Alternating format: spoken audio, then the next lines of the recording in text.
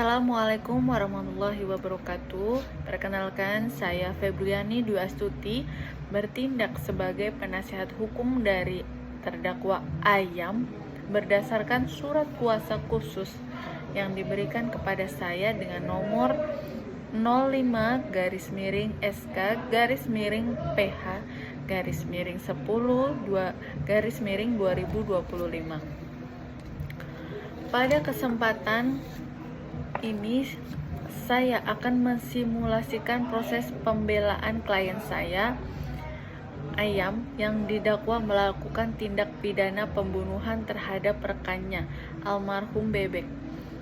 Kasus ini bermula pada tanggal 2 Februari 2024 ketika korban Bebek ditemukan meninggal dunia di kamar indekosnya, terbungkus plastik besar dan sprei, serta ditaburi pengawet. Polisi kemudian menetapkan Ayam, sahabat sekaligus rekan kuliah korban, sebagai tersangka didasarkan pada barang bukti pisau lipat, rekaman CCTV, serta pengakuan awal dalam berita acara pemeriksaan. Yang mulia Majelis Hakim, dengan hormat kami, penasehat hukum terdakwa, mengajukan eksepsi atau keberatan atas surat dakwaan jasa penuntut umum. Berdasarkan surat kuasa khusus tanggal 10 Februari 2024, dengan ini mengajukan eksepsi atau nota keberatan terhadap surat dakwaan jaksa penuntut hukum nomor registrasi perkara PDM datar 12-2-2024 Reskrim tertanggal 10 Februari 2024 dengan alasan sebagai berikut.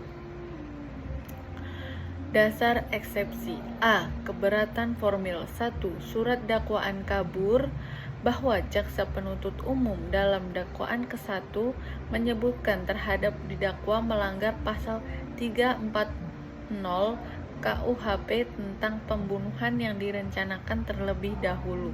Akan tetapi, uraian dalam surat dakwaan tidak menjelaskan secara jelas, rinci, dan spesifik tentang kapan dan di mana rencana pembunuhan itu dibuat, serta apa yang menjadi wujud dari perencanaan tersebut. Padahal unsur direncanakan terlebih dahulu sebagaimana dimaksud dalam pasal 340 KUHP mengharuskan adanya 1. Jeda waktu yang cukup antara timbulnya niat dan pelaksanaan perbuatan. 2. Adanya ketenangan batin atau cooling down period. 3. Adanya perencanaan matang yang dilakukan dengan sadar.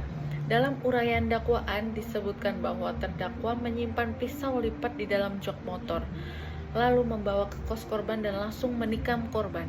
Setelah berbincang, uraian tersebut tidak menunjukkan adanya tenggang waktu yang cukup untuk merencanakan pembunuhan secara matang. Dengan demikian, unsur dengan rencana terlebih dahulu tidak terpenuhi secara yuridis dan dakwaan menjadi kabur sebagaimana dimaksud dalam pasal 143 ayat 2 huruf B KUHP. 2. Identitas barang bukti tidak jelas.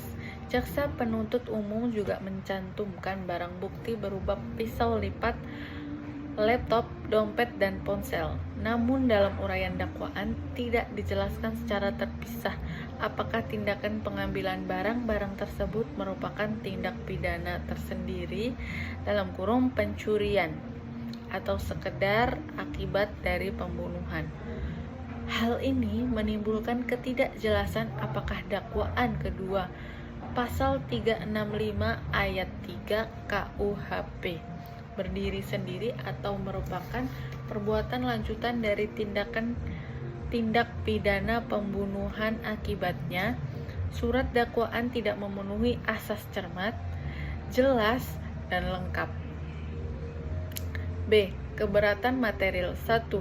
Unsur dengan rencana terlebih dahulu dalam kurung pasal 340 KUHP tidak terpenuhi. Berdasarkan uraian jaksa, perbuatan terdakwa lebih tepat dikualifikasikan sebagai pasal 338 KUHP dalam kurung pembunuhan biasa karena tidak terdapat barang bukti adanya perencanaan matang. Tidak ada perencanaan atau alat bukti yang menunjukkan bahwa terdakwa merencanakan pembunuhan jauh sebelum kejadian. Fakta bahwa terdakwa menyimpan pisau di motor tidak serta-merta berarti adanya perencanaan pembunuhan. Pisau lipat dapat dimiliki untuk kepentingan lain. Selain itu, motif iri hati dan masalah ekonomi tidak dapat dijadikan bukti adanya unsur perencanaan, karena motif hanya menjelaskan latar belakang psikologis bukan unsur objektif tindak pidana. 2. Unsur pencurian dengan kekerasan yang mengakibatkan mati dalam kurung pasal 365 ayat 3 KUHP tidak terpenuhi. Jaksa menyebutkan korban meninggal dunia, terdakwa baru mengambil barang-barang milik korban. Artinya tidak ada hubungan langsung antara tindakan kekerasan dalam kurung pembunuhan dengan pencurian. Dalam unsur pasal 365 ayat 3 KUHP, kekerasan harus dilakukan dengan maksud mendahului, menyertai atau mengikuti pencurian. Namun dalam kasus ini pencurian baru dilakukan setelah korban meninggal dunia. Dengan demikian, unsur didahului, disertai atau diikuti dengan kekerasan terhadap orang tidak terpenuhi secara hukum. Berdasarkan seluruh uraian di atas, kami selaku penasihat hukum terdakwa Ayam dengan hormat memohon kepada Majelis Hakim Pengadilan Negeri Bandar Lampung yang memeriksa dan mengadili perkara ini untuk 1.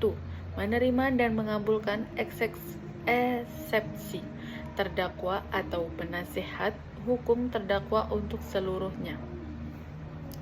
2. Menyatakan surat dakwaan jaksa penuntut hukum nomor registrasi perkara PDM -12 -2 -2024 Reskrim tertanggal 10 Februari 2024 batal demi hukum atau setidak-tidaknya tidak dapat diterima.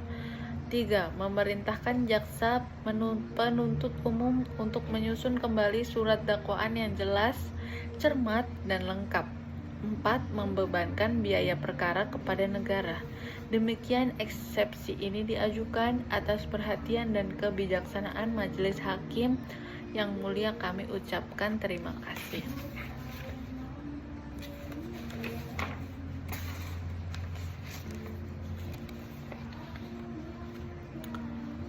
Baik, eksepsi telah kami terima. Sidang akan dilanjutkan dengan mendengarkan tanggapan jaksa penuntut umum.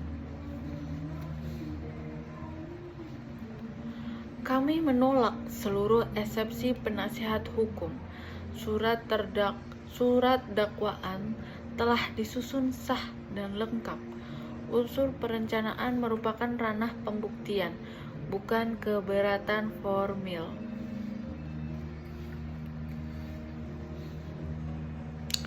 Amar putusan selah nomor 45/PID B/2024/PN BDI demi keadilan berdasarkan ketuhanan yang Maha Esa.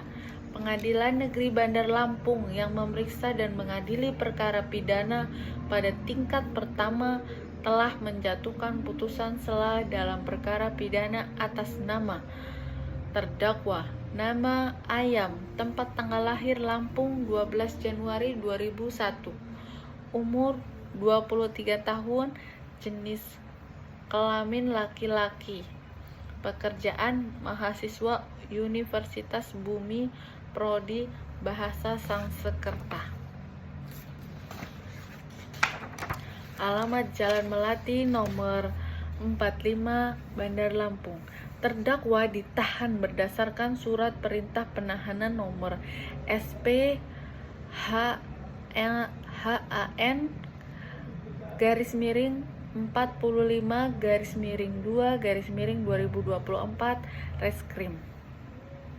Tertanggal 4 Februari 2024 karena diduga keras melakukan tindak pidana pembunuhan terhadap korban Bebek 19 tahun, mahasiswa Universitas Bumi, sebagaimana diatur dalam Pasal 338 KUHP dan atau Pasal 340 KUHP. Telah membaca 1. Surat dakwaan Jaksa Penuntut Umum Kejaksaan Negeri Metro Lampung nomor registrasi perkara PDM garis miring 12 PDM datar 12 garis miring 2 garis miring 2024 garis miring Reskrim tertanggal 10 Februari 2024 yang mendakwa terdakwa Ayam dengan 2 dakwaan, yaitu primer Pasal 340 KUHP Jo Pasal 55 dalam kurung 1 ke 1 KUHP pembunuhan berencana. Subsidiair Pasal 338 KUHP Jo Pasal 365 ayat dalam kurung 3 KUHP dalam kurung pembunuhan disertai pencurian dengan kekerasan yang mengakibatkan matinya orang. 2. Surat eksepsi garis miring nota keberatan dari penasehat hukum terdakwa tertanggal 20 Februari 2024 yang pada pokoknya menyatakan bahwa surat dakwaan jaksa penuntut umum kabur dan tidak memenuhi syarat formil maupun material sebagaimana pasal 143 ayat 2 huruf B KUHP. Tanggapan jaksa penuntut umum atas eksepsi penasihat hukum terdapat yang pada intinya menolak seluruh eksepsi dan memohon agar pemeriksa perkara dilanjutkan pada tahap pokok perkara. 4. Berita acara persidangan dan dokumen-dokumen terkait lainnya. Telah mendengar 1. Keterangan dari penasihat hukum terdakwa yang dalam persidangan menyatakan bahwa surat dakwaan jaksa penuntut umum tidak memenuhi syarat cermat, jelas, dan lengkap karena uraian mengenai unsur dengan rencana terlebih dahulu.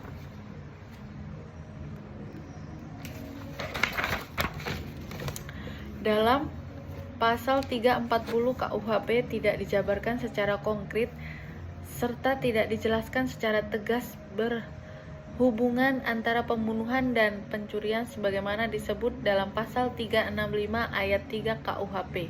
2. Pendapat dari jaksa penuntut umum yang pada pokoknya menolak seluruh alasan eksepsi dan menegaskan bahwa surat dakwaan telah memenuhi syarat formil dan material sesuai ketentuan pasal 143 ayat 2 KUHP. Jaksa berpendapat bahwa persoalan terpenuhinya unsur perencanaan dan unsur kekerasan merupakan masalah pembuktian yang harus dibuktikan di tahap pemeriksaan pokok perkara. 3. Pendapat majelis hukum dalam sidang permusyawaratan yang menilai eksepsi tersebut hanya berkaitan dengan keberatan formil dan material yang bersifat belum menyentuh pokok perkara. Menimbang bahwa eksepsi penasihat hukum terdakwa pada pokoknya berisi 2 jenis keberatan, yaitu keberatan formil dan keberatan material, yang masing-masing dapat dijabarkan sebagai berikut. 1. Keberatan formil, bahwa surat dakwaan dianggap kabur karena uraian perbuatan terdakwa tidak menjelaskan secara konkret kapan dan di mana rencana pembunuhan itu dibuat, serta tidak ada penjelasan yang menunjukkan adanya cooling down period atau jeda waktu antara niat dan pelaksana perbuatan. Selain itu, barang bukti yang disebutkan dalam kurung pisau lipat, laptop, dompet, dan ponsel tidak diuraikan secara spesifik kaitannya dengan perbuatan pidana sehingga menimbulkan ketidakjelasan. 2. Keberatan material, bahwa unsur dengan rencana terlebih dahulu sebagaimana dimaksud dalam pasal 340 KUHP tidak terpenuhi karena tidak ada bukti bahwa terdakwa secara matang mempersiapkan pembunuhan, bahwa unsur pencurian dengan kekerasan yang mengakibatkan mati dalam pasal 365 ayat 3 KUHP pun dianggap tidak terpenuhi karena tindakan mengambil barang dilakukan setelah korban meninggal dunia, bukan bersamaan dengan kekerasan yang menyebabkan kematian. Pertimbangan hukum majelis hakim, bahwa majelis hakim telah mempertimbangkan secara seksama seluruh eksepsi yang diajukan oleh penasihat hukum terdakwa dan tanggapan dari jaksa penuntut umum, serta berpendapat sebagai berikut. 1. Tentang keberatan formil.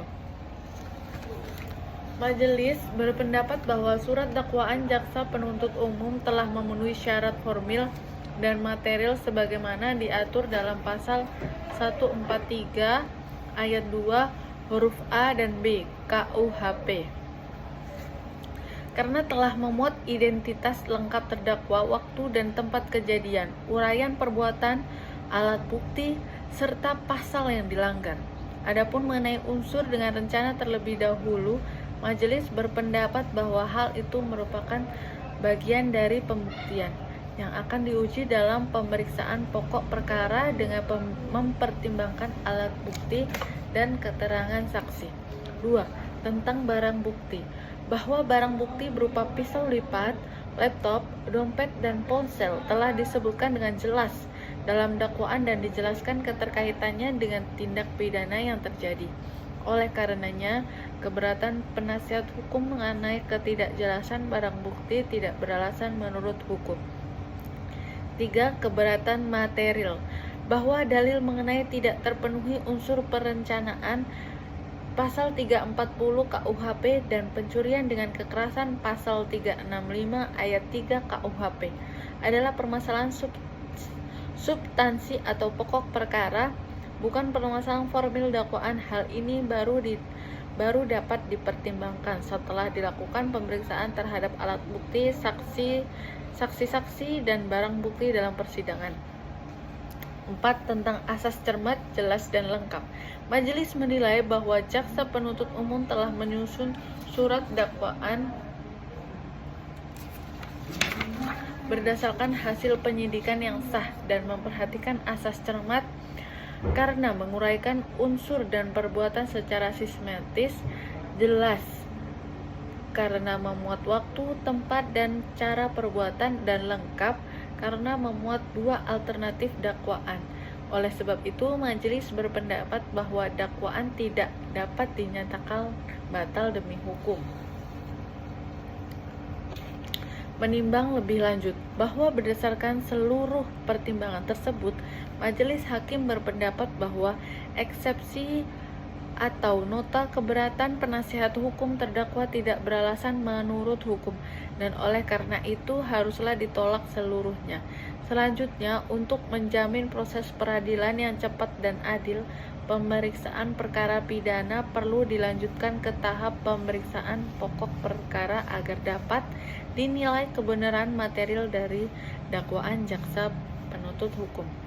Mengingat pasal 143 ayat 2 huruf A dan B KUHP, pasal 156 ayat 1 dan 2 KUHP, serta peraturan perundang-undangan lain yang bersangkutan, mengadili: 1. Menolak eksepsi atau nota keberatan yang diajukan oleh penasihat hukum terdakwa Ayam untuk seluruhnya.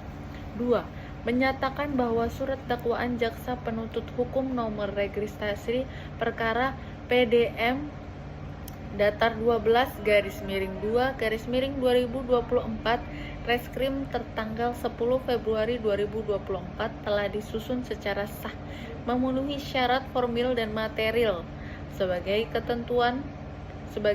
ketentuan pasal 143 ayat 2 KUHP.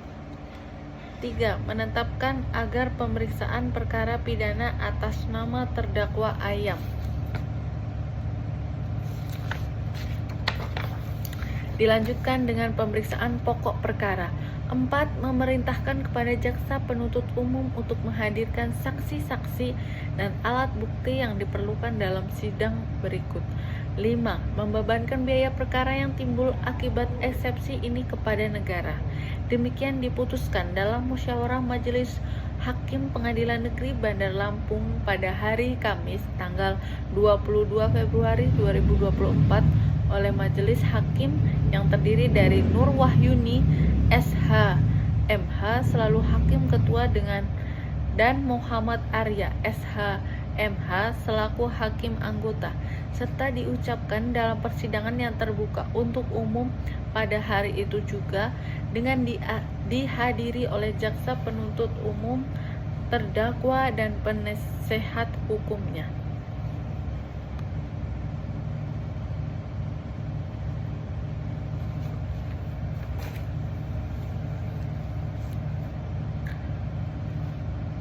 Yang Mulia Majelis Hukum, melalui pledoi ini kami memohon majelis melihat perkara secara jernih.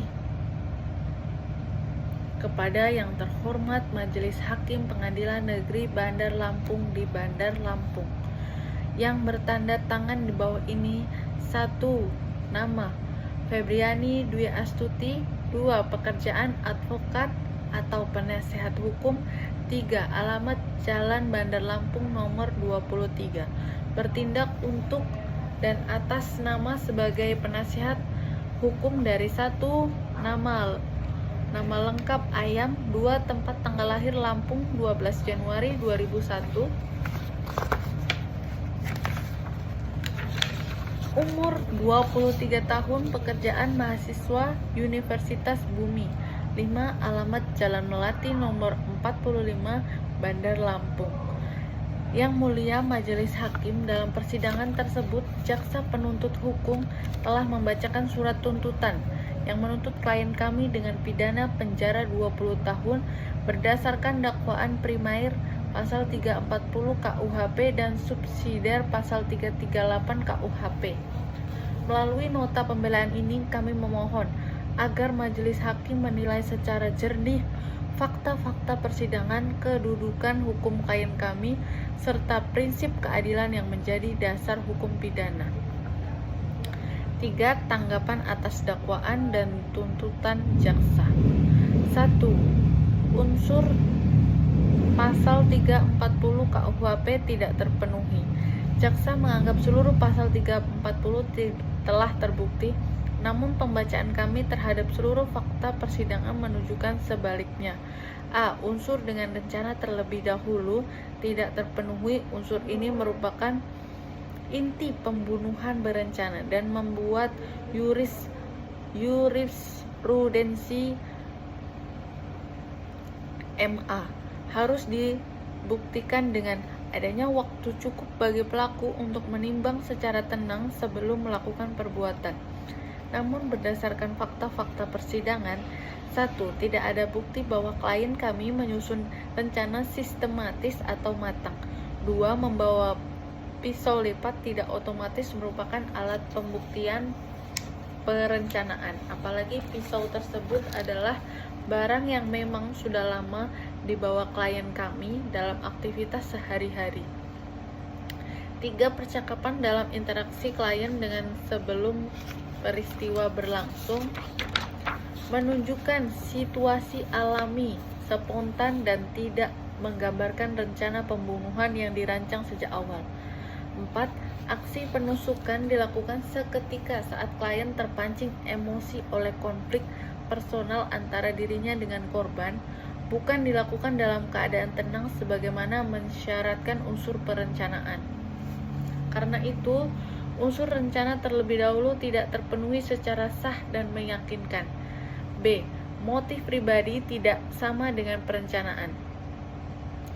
Jaksa menyebut klien kami terbebani masalah ekonomi dan iri terhadap korban. Namun motif bukanlah unsur perencanaan.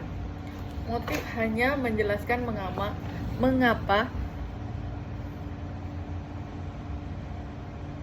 seseorang melakukan perbuatan, bukan bagaimana ia merencanakannya.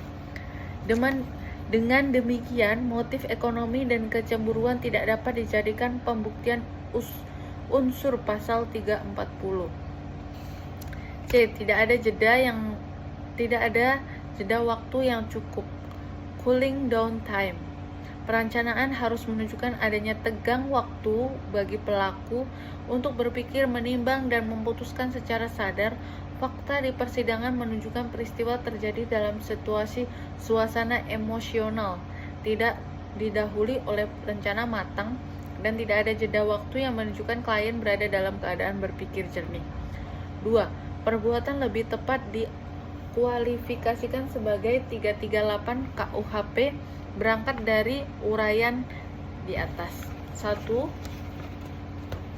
Klien kami memang melakukan penusukan yang menyebabkan korban meninggal dunia. 2. Namun perbuatan itu terjadi spontan, dipicu ledakan emosi, rasa iri, tekanan ekonomi, dan persoalan pribadi. Tidak ada persiapan matang, perencanaan sistematis, atau niat yang didesain secara tenang sebelumnya.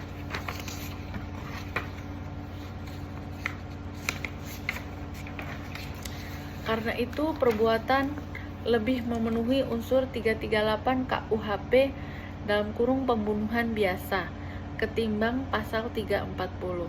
3. Kedudukan barang-barang yang diambil tidak dapat memperberat unsur pembunuhan. Jaksa berpendapat bahwa klien kami tidak mengambil barang korban, namun jaksa mendakwakan perbuatan tersebut sebagai pencurian pasal 365 KUHP. 2. Pengambilan barang dilakukan setelah korban meninggal dan dalam keadaan panik, tanpa adanya hubungan langsung dengan perbuatan pembunuhan.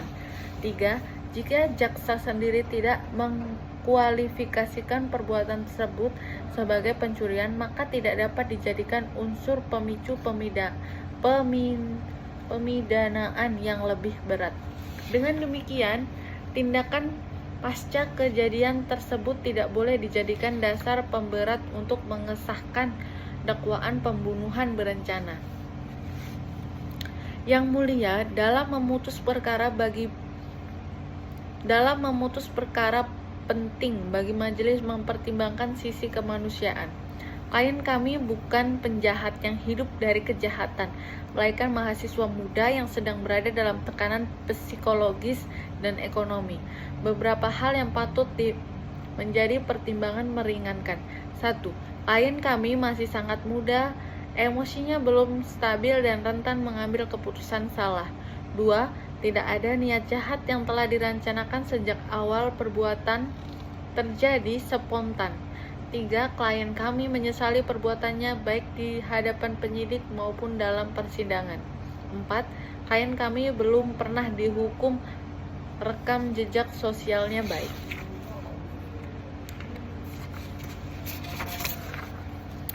5. Klien kami berada dalam tekanan psikis dan ekonomi berat, memiliki tunggakan kos serta masalah pinjaman online. 6. Klien kami selama persidangan bersikap sopan dan kooperatif dengan mempertimbangkan hal-hal tersebut. Hukuman yang terlalu berat tidak sejalan dengan prinsip keadilan korektif dan asas tujuan pemidanaan dalam KUHP. Berdasarkan seluruh uraian di atas, dengan penuh hormat kami memohon kepada Yang Mulia Majelis Hakim Pengadilan Negeri Bandar Lampung untuk 1. Menyatakan klien kami Ayam tidak terbukti secara sah dan meyakinkan melakukan tindak pidana sebagai pasal 340 KUHP. 2. Menyatakan klien kami hanya terbukti melakukan tindak pidana sebagai pasal 338 KUHP pembunuhan tanpa perencanaan. 3. Menjatuhkan pidana seringan-ringannya dengan mempertimbangkan usia klien yang muda, penyesalan mendalam, dan kondisi psikis serta ekonomi saat peristiwa terjadi. Misalnya, pidana 7-10 tahun atau sekurang-kurangnya tidak melebihi ancaman maksimum pasal 338 KUHP. 4. Menetapkan agar klien kami tetap berada dalam tahanan. Demikian nota pembelaan ini kami ajukan dengan penuh harap agar Majelis Hakim yang mulia dapat melihat perkara ini secara objektif, arif, dan manusiawi. Klien kami memang bersalah, namun ia masih memiliki kesempatan untuk memperbaiki masa depannya. Hukuman yang proporsional adalah wujud keadilan bukan hanya bagi korban tetapi juga bagi pelaku sebagai sesama manusia. Atas perhatian dan kebijaksanaannya, Majelis Hakim kami mengucapkan terima kasih. Bandar Lampung, 12 Maret 2024. Hormat kami, penasihat hukum terdakwa Febriani Dwi Astuti. Yang mulia, keadilan bukan hanya untuk korban, tetapi juga bagi terdakwa sebagai manusia yang masih bisa diperbaiki. Kami memohon hukuman seringan-ringannya. Demikian simulasi saya, semoga dapat memberikan gambaran tentang praktik beracara di pengadilan. Waalaikumsalam warahmatullahi wabarakatuh.